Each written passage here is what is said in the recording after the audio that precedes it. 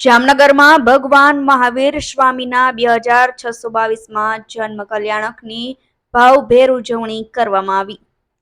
શહેરના રાજમાર્ગો પર ભવ્ય રથયાત્રા નીકળવામાં આવી હતી.